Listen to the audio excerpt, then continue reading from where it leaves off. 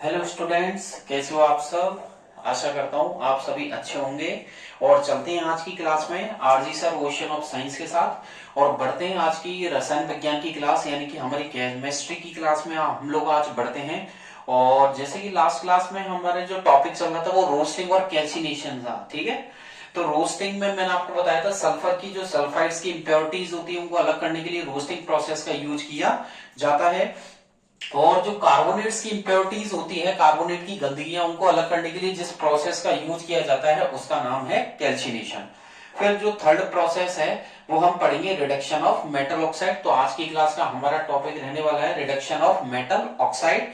और क्लासेस को आगे बढ़ाने से पहले, ठीक है, चैनल को लाइक और सब्सक्राइब करना मत भूलिएगा, ठीक है। और ज्यादा से ज्यादा अपने फ्रेंड्स में, ग्रुप में शेयर कीजिएगा। कोई भी डाउट हो तो आप पूछ सकते हैं, कमेंट बॉक्स में टाइप कर सकते हैं। तो बढ़ते हैं आरजी सर के साथ। So let's start. और आज का जो टॉपिक रहेगा वो हमारा रहेगा रिडक्शन ऑफ मेटल ऑक्साइड, ठीक है।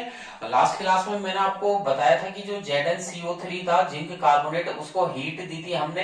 तो हीट देने के बाद हमने यहाँ पर zinc oxide plus calcium carbon, यहाँ कार्बन डाइऑक्साइड हमने बनाई थी, ठीक है। और फिर मैंने सेकंड एग्जांपल आपको CaCO3 का भी बताया था, इसको भी हमने हीट दी थी। तो यहाँ पर calcium oxide plus carbon dioxide बनता है। तो ये मैंने आपको बता दिया था। अब जो हम बताने वाला हूं, मैं आपको रिडक्शन ऑफ मेटल ऑक्साइड आपको बताऊंगा। जो जिंक ऑक्साइड बनाया है, ठीक है, इसका रिडक्शन भी हम लोग आगे करेंगे। तो यहाँ पर हेडिंग रहने वाली है third, reduction of metal oxide. तो हमारा थर्ड रहेगा यहाँ पर रिडक्शन ऑफ मेटल ऑक्साइड। तो मैं यहाँ पर हेडिंग डाल रहा हूं रिडक्शन ऑफ मेटल ऑक्साइड, यानी धात्विक ऑक्साइडों का अपचयन। हिंदी में इसकी जो हेडिंग रहेगी वो रहेगी धात्विक ऑक्साइड, जो धात्विक ऑक्साइड है, ठीक है। और धात्विक ऑक्साइड ऑक्साइड धात्विक ऑक्साइडों का अपचयन, ठीक है। धात्विक ऑक्साइडों का रिडक्शन यानी कि अपचयन, अंडरस्टैंड। अब इनका जो अपचयन हम लोग करेंगे धात्विक ऑक्साइडों का, वो किस प्रकार से करेंगे। तो इसमें क्या होता है कि जो मेटल ऑक्साइड होती है, जो हमने बनाया था रोस्टिंग में, आपने जिंक कार्बोनेट को गर्म किया था, तो यहाँ पर ZnO जिंक ऑक्साइड बना, उसको कार्बन के साथ हम लोग रिड्यूस करेंगे। तो जो मेटल ऑक्साइड है उनको रिड्यूस किया जाएगा उनके करस्पॉन्डिंग मेटल के साथ। और कोई भी रिड्यूसिंग एजेंट हम लोग ले सकते हैं। यहाँ पर जो हम रिड्यूसिंग एजेंट लेने वाले हैं, जिसकी हेल्प से हम रिडक्शन करेंगे, आपको कोई ना कोई रिड्यूसिंग एजेंट की आवश्यकता पड़ेगी जिसकी हेल्प से आप रिडक्शन करेंगे। और यहाँ पर जो हम लेने वाले हैं वो लेंगे हम कार्बन। तो यहाँ पर मैं थ्योरी लिखूंगा, द मेटल ऑक्साइड्स आर, यहाँ पर आप नोट कीजिएगा, द मेटल ऑक्साइड्स, जो धात्विक ऑक्साइड्स हैं, आर, ठीक है, जो धात्विक ऑक्साइड्स हैं are now reduced to the. अब मैं जो धात्विक ऑक्साइड है उनको रिड्यूस करने के लिए आपको जो लेनी पड़ेगी वो करस्पॉन्डिंग, क्या लेनी पड़ेगी, मेटल, करस्पॉन्डिंग, यहां पर लिखा है मैंने करस्पॉन्डिंग मेटल, ठीक है। जो कोई भी मेटल जिसकी हेल्प से आप रिडक्शन कर सके using sustainable reducing agent, by using sustainable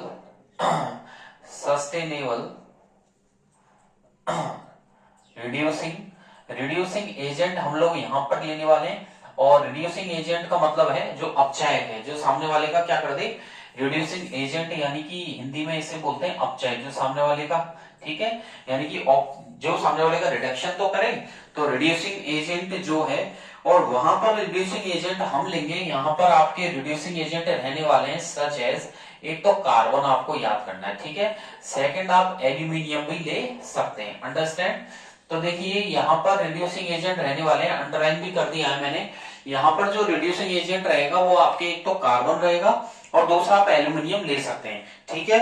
अब यहाँ पर देखिए रिएक्शन किस प्रकार से रहेगी। जो आपके जिंक ऑक्साइड बना था उसको हम कार्बन के साथ रिएक्ट करवाएंगे। तो मैंने लिखा जिंक ऑक्साइड प्लस कार्बन। तो यहाँ पर क्या बनेगा, उसका रिडक्शन करेंगे तो zinc plus carbon mono oxide, understand. तो देखिएगा जिंक ऑक्साइड प्लस कार्बन, और यहाँ पर जो आपके बना है वो बनेगा zinc plus carbon mono oxide, understand. ये आपके सॉलिड है, ये भी आपके सॉलिड है, अंडरस्टैंड। जिंक भी मेटल है, सॉलिड है, और ये आपके गैस हो गई। तो यहाँ पर सॉलिड सॉलिड गैस और सॉलिड सॉलिड, यहाँ पर जिंक भी सॉलिड है और यहाँ पर कार्बन मोनोऑक्साइड गैस है, इसका नाम है, यहाँ पर मैं लिख देता हूं ब्रैकेट में, कार्बन मोनोऑक्साइड। ठीक है, इसका नाम क्या हो गया, कार्बन मोनोऑक्साइड, ये आपको ध्यान रखना होगा। ठीक है, आगे की तरफ बढ़े। जो इसमें जिंक ऑक्साइड को कार्बन, जो रिड्यूसिंग एजेंट है, यहाँ पर जो रिड्यूसिंग एजेंट है वो हमने कार्बन लिया है, कार्बन के साथ इसको रिएक्ट करवाया है, तो इस रिएक्शन में कार्बन रिड्यूसिंग एजेंट है। ठीक है, मैं यहाँ पर नीचे लिख रहा हूं, इन दिस रिएक्शन, इस अभिक्रिया के अंदर, इन दिस रिएक्शन डैश लगा के यहाँ पर मैं मेंशन कर रहा हूं, कार्बन जो है, जो कार्बन है इज द रिड्यूसिंग एजेंट। ये कार्बन क्या है, यहाँ पर रिड्यूसिंग एजेंट है, अंडरस्टैंड, ये आपको ध्यान रखना पड़ेगा, कार्बन रिड्यूसिंग एजेंट है। Then zinc oxide is the oxidizing agent, and zinc oxide, यहाँ पर जो जिंक ऑक्साइड है वो ऑक्सीडाइजिंग एजेंट रहेगा, तो कार्बन रिड्यूसिंग एजेंट है and zinc oxide is the, तो जो रिएक्टेंट्स में यहाँ पर कार्बन है वो रिड्यूसिंग एजेंट यानी कि अपचय का काम करेगा, और जिंक ऑक्साइड जो है वो यहाँ पर ऑक्सीडाइजिंग एजेंट यानी कि ऑक्सीकारक का ऑक्सीडाइजिंग, यहाँ पर मैं मेंशन कर रहा हूँ ऑक्सीडाइजिंग एजेंट, यहाँ पर ऑक्सीडाइजिंग एजेंट का काम करेगा, अंडरस्टैंड। तो यहाँ पर कार्बन हो गया रिड्यूसिंग एजेंट और दूसरा जो है जिंक ऑक्साइड, और जिंक ऑक्साइड यहाँ पर हो जाएगा ऑक्सीडाइजिंग एजेंट। ठीक है, तो मैं यहाँ पर लिख रहा हूँ ऑक्सीडाइजिंग एजेंट, आपको याद रखना होगा। ठीक है, कार्बन रिड्यूसिंग एजेंट हो गया, जिंक ऑक्साइड आपके क्या हो गया यहाँ पर ऑक्सीडाइजिंग एजेंट। अब मैं आपको दूसरा एग्जांपल यहाँ पर लेके बता रहा हूँ कि मैग्नीज डाइऑक्साइड का मैं यहाँ पर आपको सेकंड एग्जांपल कराने वाला हूँ। तो एक एग्जांपल तो आपके ये हो गया, सेकंड एग्जांपल देखिए, सेकंड एग्जांपल में मैं आपको मैग्नीज डाइऑक्साइड जो MnO2 होता है उसको एल्यूमिनियम के साथ यहाँ पर मैं आपको रिएक्ट करके बताऊंगा। ठीक है, क्या बताऊंगा कि जो मैग्नीज डाइऑक्साइड है MnO2 उसको मैं एल्यूमिनियम जो हम ऑक्सीडाइजिंग एजेंट ले रहे हैं यहाँ पर, इसके साथ मैं आपको रिएक्ट करके यहाँ पर बताऊंगा। तो यहाँ पर देखिएगा मैं लिखने वाला हूं when manganese dioxide, when manganese dioxide, और इसका फॉर्मूला होता है MnO2। ठीक है, मैग्नीज डाइऑक्साइड जो है इसका फॉर्मूला है MnO2 is heated with aluminium powder. ठीक है, इज हीटेड, इसको गर्म किया जाएगा विद किसके साथ, एल्यूमिनियम पाउडर के साथ। एल्यूमिनियम पाउडर बोले तो एल्यूमिनियम भी है। ठीक है, यानी कि मैंने यहां पर लिखा है when magnesium oxide is heated with aluminium powder, aluminium powder और ब्रैकेट में मतलब एल्यूमिनियम ही हो गया, एल्यूमिनियम पाउडर मतलब एल्यूमिनियम ही हो गया, और इसके बाद जो रिएक्शन होगी देन द रिएक्शन, ठीक है, रिएक्शन टेक्स प्लेस, जो रिएक्शन होने वाली है, रिएक्शंस टेक प्लेस।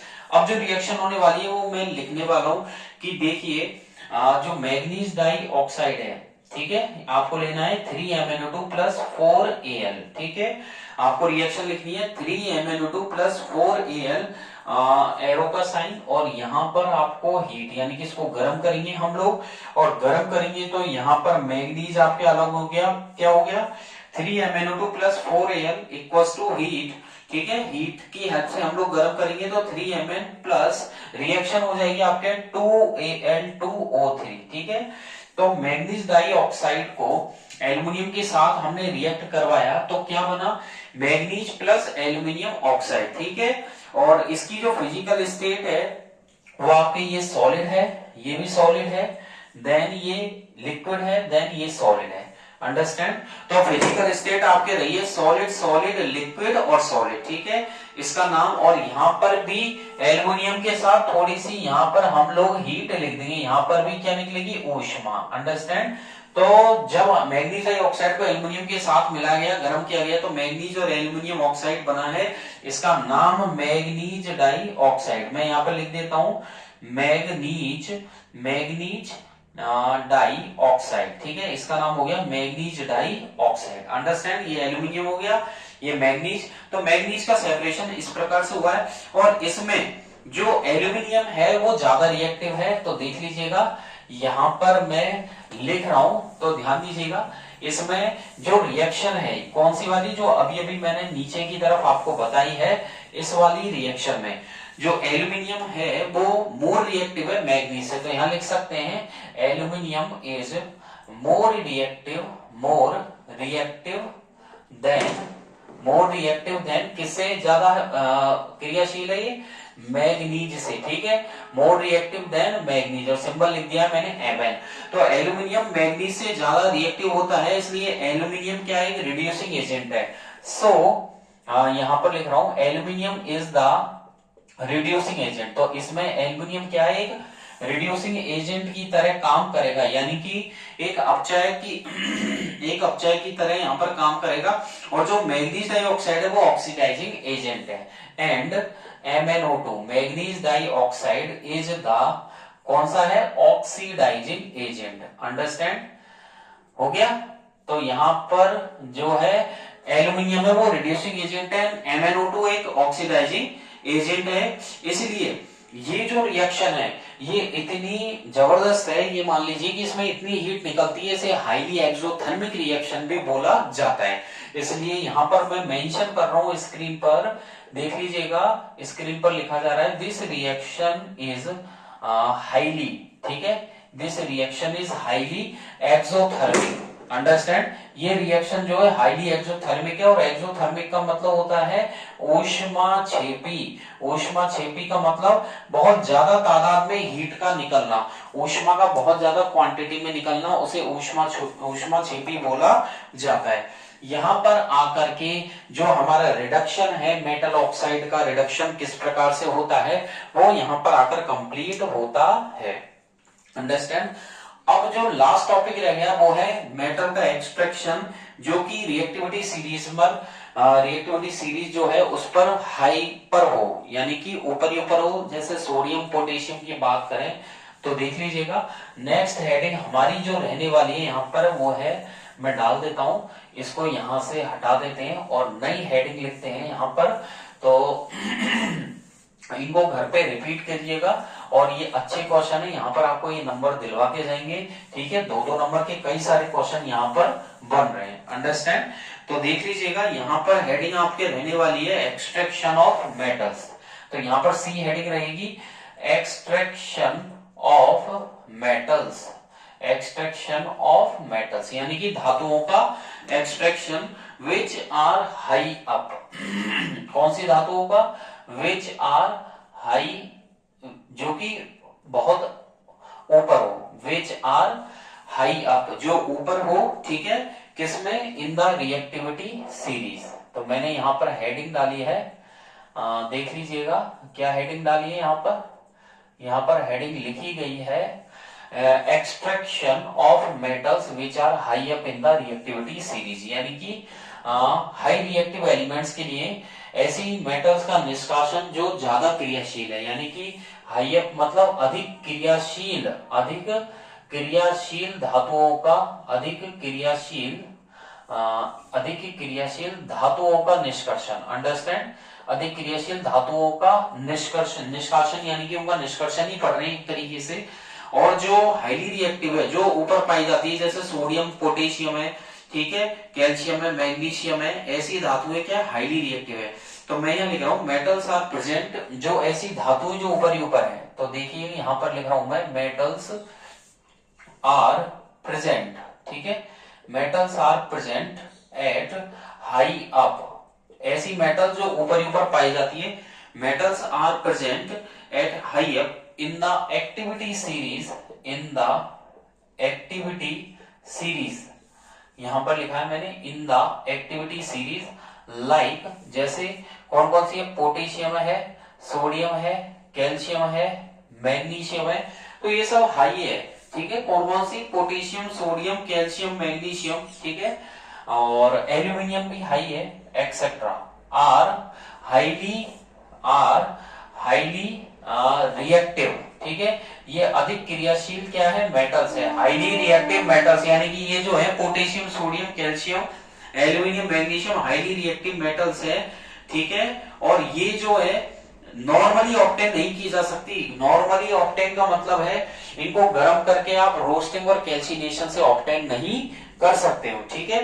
तो they can not be obtained from, हम क्या लिख सकते हैं स्क्रीन पर, यहाँ they can not be obtained, इन्हें प्राप्त नहीं किया जा सकता है, they can not be obtained from, यानी कि कौन कौन सी, पोटेशियम है, सोडियम है, कैल्शियम, मैग्नीशियम, एल्यूमिनियम को आप ऑब्टेन नहीं कर सकते हैं, ऑब्टेन्ड फ्रॉम देयर ओर, ठीक है, फ्रॉम देयर ओर्स, उनके ओर से, बाय रोस्टिंग, या तो आप रोस्टिंग से यानी कि उसे गर्म करके, एंड कैल्सिनेशन, ठीक है, रोस्टिंग एंड कैल्सिनेशन, तो आप उन्हें गर्म करके नॉर्मली क्या कर सकते हैं, उन्हें ऑब्टेन नहीं कर सकते, रोस्टिंग एंड कैल्सिनेशन, ठीक है, और आगे लिख सकते हैं method, roasting and calcination methods, ठीक है।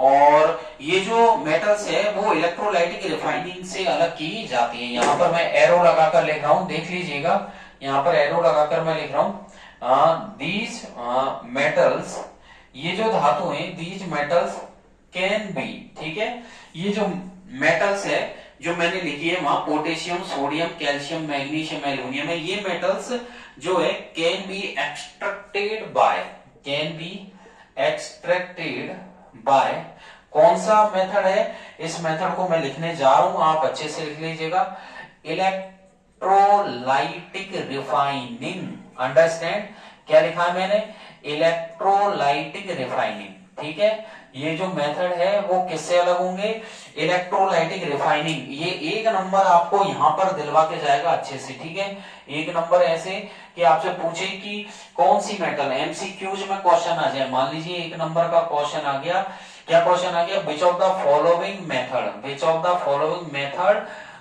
Is used for extracting highly reactive metals, ठीक है, क्वेश्चन क्या आया फिर से सुनिएगा, which of the following method is used for extracting highly reactive metal, अधिक क्रियाशील धातुओं के निष्कासन में निम्न में से कौन सा तरीका काम में आता है, ऑप्शन ए रोस्टिंग, ठीक है, option B calcination, option C electrolytic refining, option D, ठीक है, विनोविंग या कुछ भी दे दिया, तो ऑप्शन सी इलेक्ट्रोलाइटिक रिफाइनिंग, इस पे आपको टिक करना रहेगा, ठीक है, ऐसे भी एक एक नंबर के क्वेश्चन बहुत बनेंगे यहां से, ठीक है, तो अच्छे से पढ़ते रहिए इसको और याद करते रहिए, ठीक है ना, और रिवाइज पे रिवाइज आपको करना ही पड़ेगा, ठीक है, कोई भी डाउट हो तो आप पूछ ही सकते हैं। अब हम जो हाईली रिएक्टिव जो मेटल्स हैं वो इलेक्ट्रोलाइटिक रिडक्शन से उनसे प्राप्त की जाती है, तो उसके बारे में मैं आपको बताने वाला हूं। तो यहाँ पर हमारे जो टॉपिक रहेगा, हेडिंग जो रहेगी,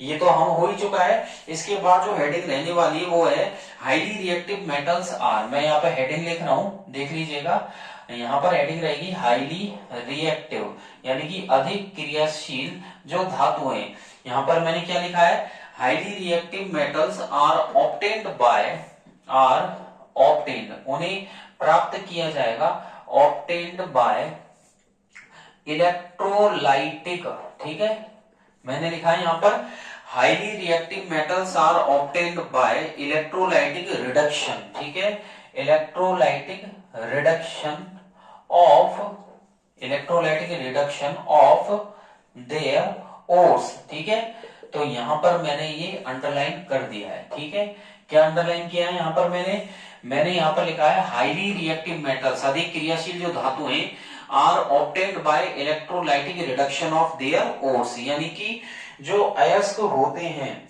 उन अयस्क का जो मतलब हाईली रिएक्टिव जो मेटल्स हैं उन्हें उनके अशुद्ध धातु यानी कि उनके अयस्कों से हम जो प्राप्त करेंगे, जिस मेथड के थ्रू हम प्राप्त करने वाले हैं वो मेथड है आपके इलेक्ट्रोलाइटिक रिडक्शन। कौन सा मेथड है वो? इलेक्ट्रोलाइटिक रिडक्शन है।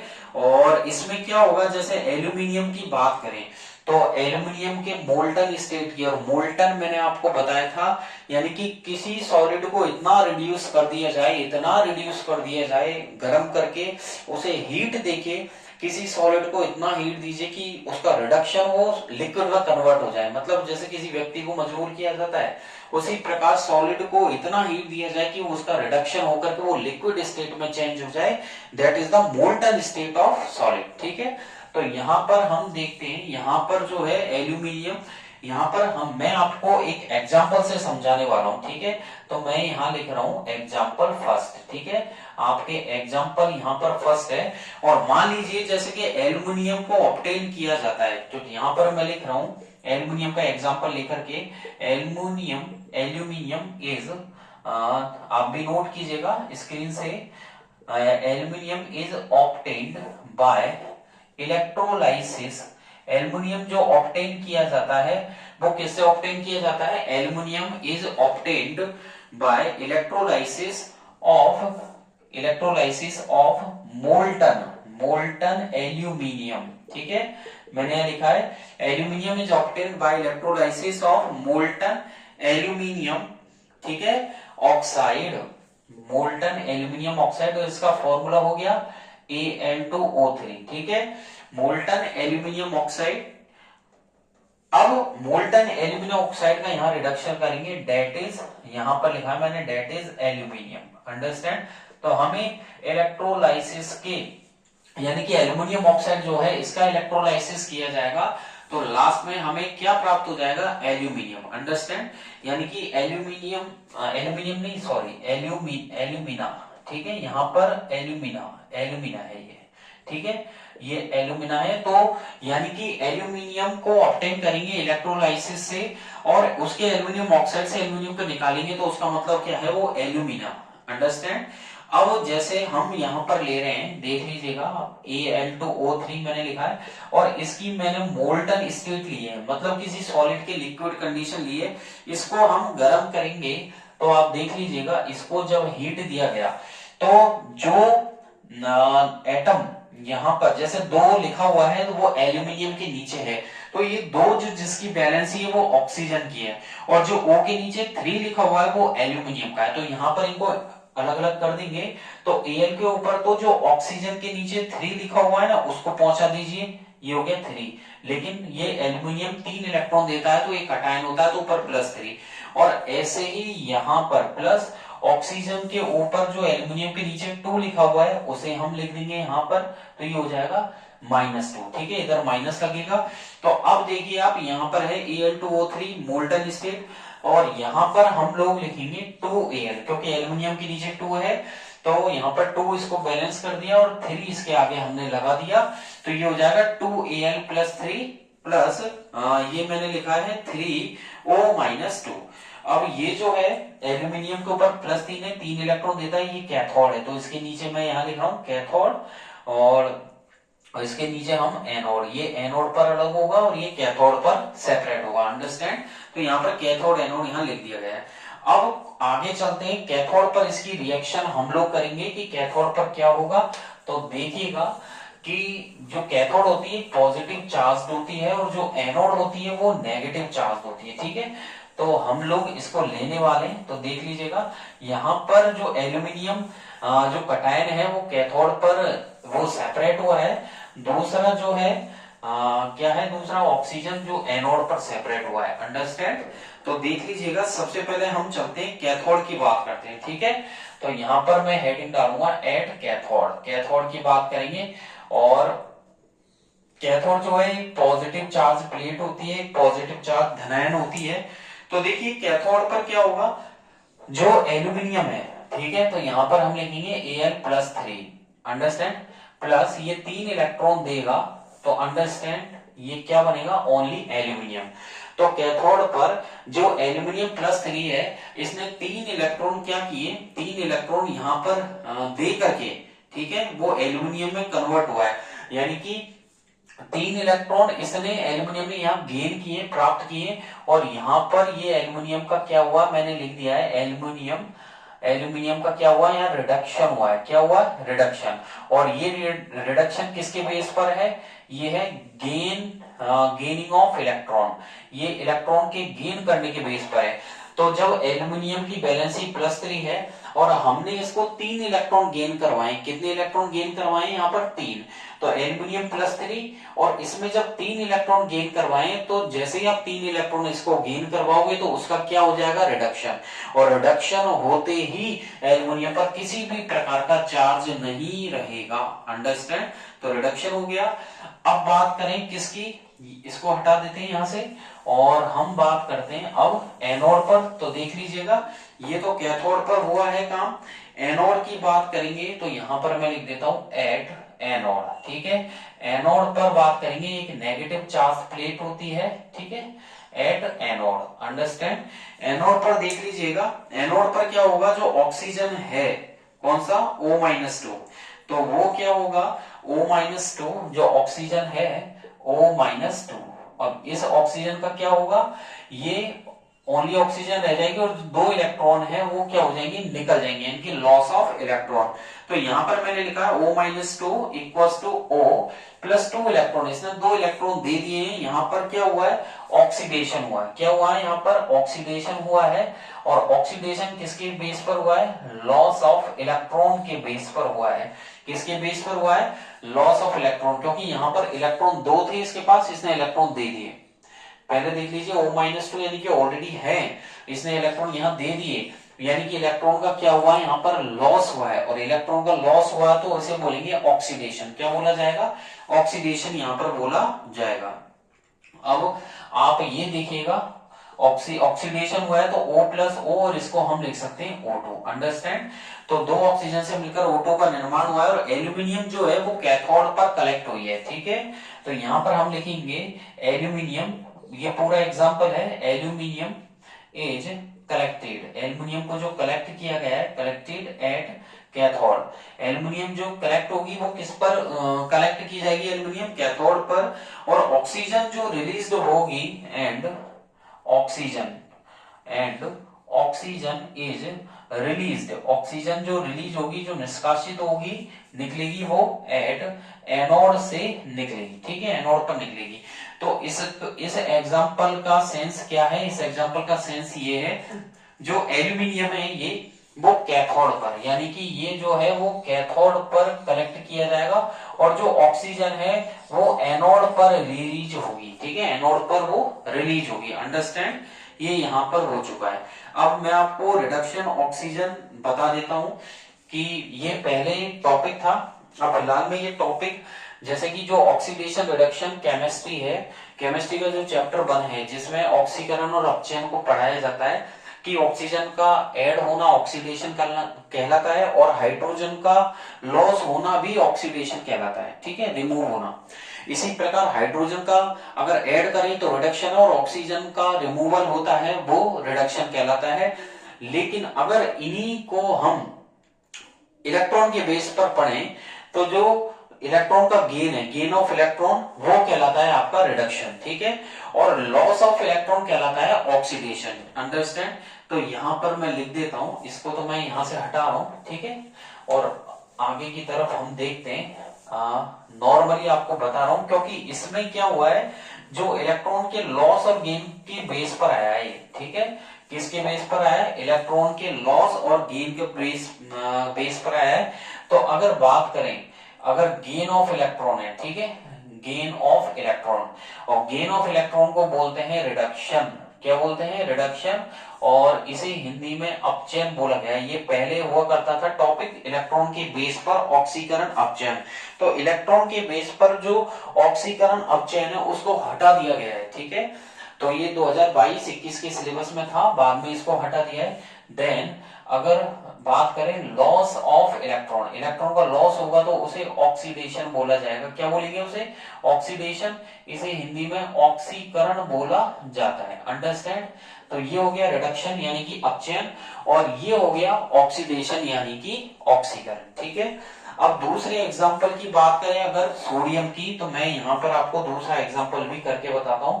तो यहां से लेते हैं एग्जाम्पल 2, ठीक है, एग्जाम्पल नंबर 2। तो जैसे देखिए सोडियम, आपने सुना है कि सोडियम, मैग्नीशियम और कैल्शियम जो मेटल्स होती है वो मोल्टन इलेक्ट्रोलाइसिस मेथड से अलग होती है, ठीक है, इलेक्ट्रोलाइसिस या इलेक्ट्रोलाइटिक बोल दीजिए। तो जो मैग्नीशियम है, कैल्शियम है, ये हाईली रिएक्टिव है, और इनको अलग करने के लिए हम इलेक्ट्रोलाइसिस प्रोसेस का यूज किया जाता है। तो यहां पर मैं लिख रहा हूं, जो सोडियम है, मैग्नीशियम है एंड एल्यूमिनियम है, अंडरस्टैंड, सोडियम, मैग्नीशियम, एल्यूमिनियम को हम यहाँ छोड़ देते हैं, एल्यूमिनियम मैंने पहले ले लिया है, यहाँ पर हम कैल्शियम लेते हैं, ठीक है। मेटल्स आर, मैंने कौन कौन सी मेटल्स लिए ध्यान दीजिएगा, मैंने लिया है सोडियम, मैग्नीशियम और calcium, sodium, magnesium and calcium. metals are obtained by the electrolysis. Metals are obtained by the electrolysis. Obtained by the electrolysis. ठीक है, इन्हें ऑब्टेन किया जाएगा इलेक्ट्रोलाइसिस ऑफ देयर मोल्टन, इनके मोल्टन किससे, क्लोराइड से। ठीक है, मैंने यहां पर लिखा है ऑफ देयर मोल्टन क्लोराइड्स। ठीक है, इनकी क्लोराइड से हम लोग इन्हें इलेक्ट्रोलाइसिस से सेपरेट करेंगे। और ऐसी मेटल जो कैथोड पर डिपोजिट होती है और क्लोरीन जो है वो एनोड पर अलग होती है। ठीक है, यहां पर मैं लिख रहा हूं द मेटल्स, ऐसी धातु, the metals are deposited. Deposited का मतलब जमा होना, तो यहां पर लिखा है हमने the metals are deposited at cathode. The metals are deposited at cathode.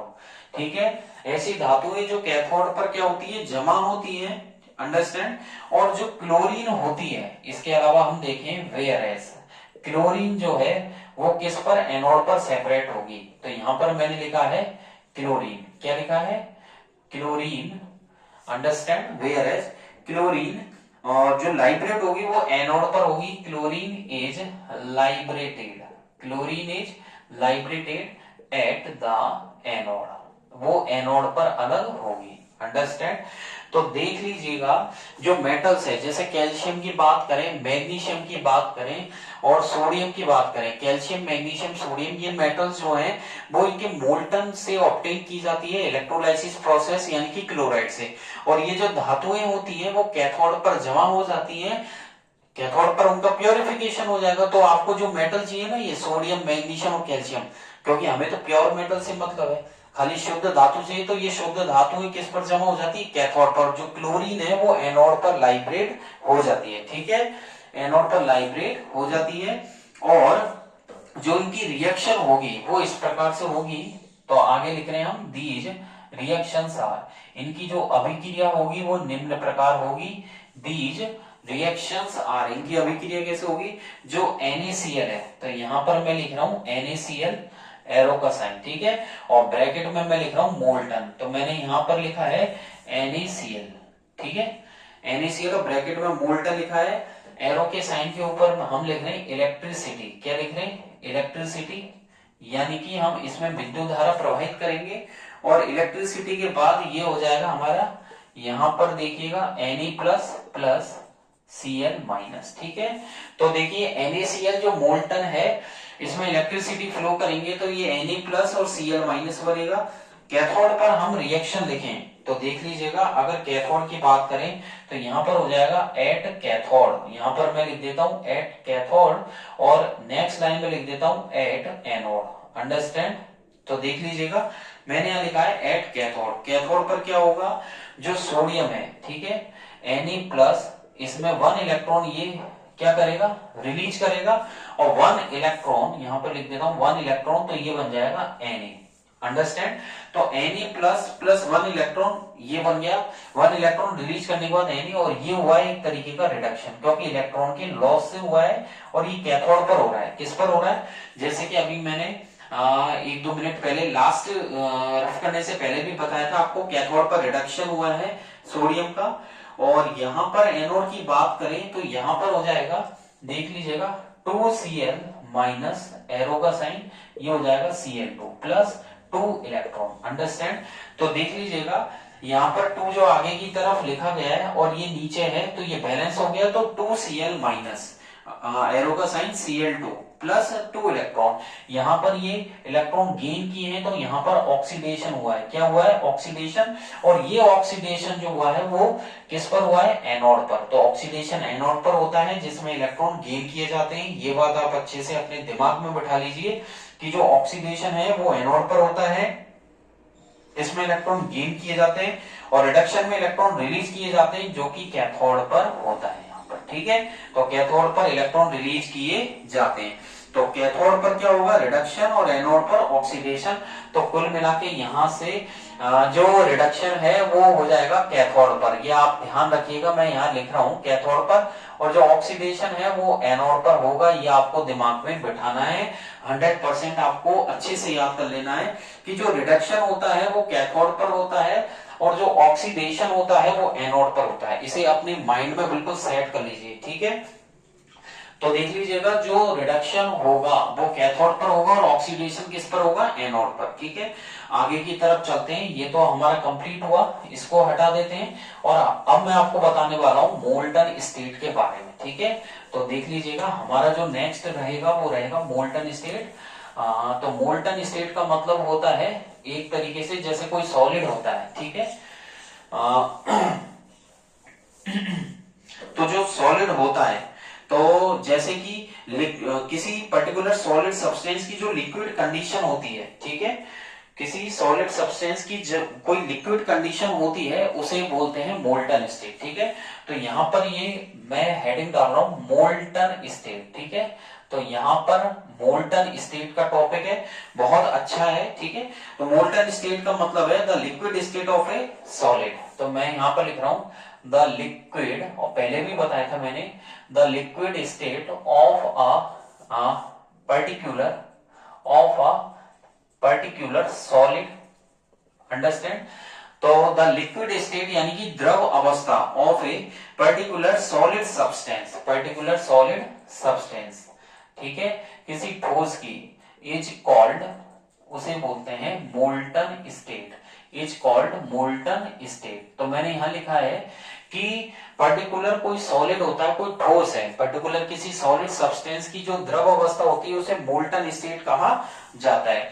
अगर इसकी जगह हम अगर मैं आपको इसकी जगह दूसरी डेफिनेशन और बताता हूं कि ऐसा ऑब्जेक्ट, ठीक है, एन ऑब्जेक्ट, ये भी सिंपल है, लेकिन आप ज्यादा तो बढ़िया है कि ऊपर वाला ही प्रीफर करें, ठीक है।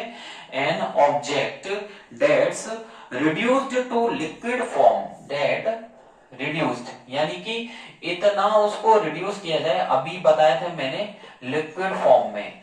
तो यानी कि किसी पदार्थ को, किसी ऑब्जेक्ट को, किसी सब्सटेंस को इतना रिड्यूस किया जाए कि वो लिक्विड में कन्वर्ट हो जाए। अंडरस्टैंड, कैसे, जब उसे क्या किया जाए, बाय हीटिंग, उसे हम गर्म करें। तो किसी पदार्थ को गर्म करके, किसी पदार्थ को इतना गर्म किया जाए कि उसका रिडक्शन हो जाए और वो किस में बदल जाए, यहाँ पर द्रव अवस्था में, यानी कि उसकी द्रवीय अवस्था में वो बदल जाए, बाय हीटिंग इज कॉल्ड, उसे बोलते हैं मोल्टन स्टेट। क्या बोलते हैं उसे, मोल्टन, उसे बोलते हैं molten state. Understand, molten state यहां पर मैंने लिख दिया है, ओके। और यहां पर ये हो ही गया है आपका। अगला जो टॉपिक आता है वो आता है स्मेल्टिंग। क्या आता है वो, स्मेल्टिंग। तो देख लीजिएगा स्मेल्टिंग क्या होती है, ये भी अच्छा टॉपिक है। ये सारे आपके है ना 2-2 नंबर के हैं। आपको यहाँ से भी, जैसे ये मोल्टन स्टेट है और ये स्मेल्टिंग है, ये आपको अच्छे नंबर दिलवा के जाएगा।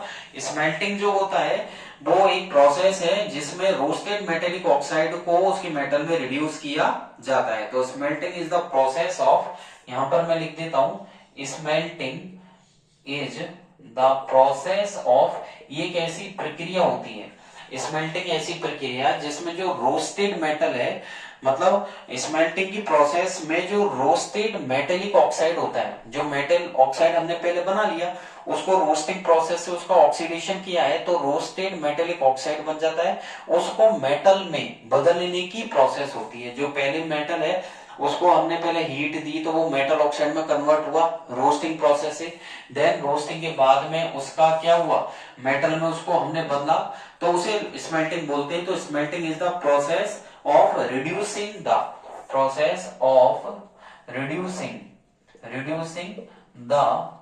रोस्टेड, यहां पर लिखा मैंने स्क्रीन पर, रिड्यूसिंग द रोस्टेड मेटेलिक